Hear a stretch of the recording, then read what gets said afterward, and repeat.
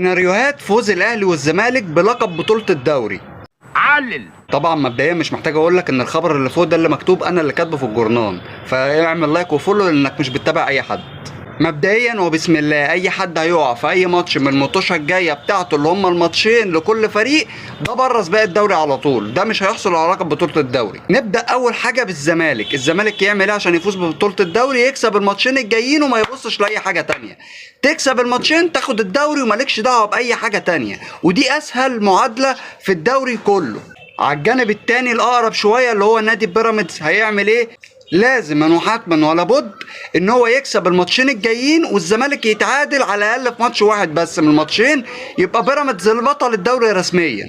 الجانب الاخير وهو المعقد تماما وهو النادي الاهلي.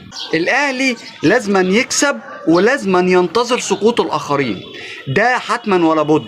لو الاتنين ما وقعوش الاهلي في المركز الثالث زي ما هو، ومفيش حاجه اسمها تعادل، بمعنى ان الاهلي والزمالك وبيراميدز، لو بيراميدز والزمالك لازما يخسروا ماتش واحد، وخاصه الزمالك اللي لازما يخسر ماتش عشان خاطر لو خسر ماتش هيبقى معاه كام؟ 53 نقطه.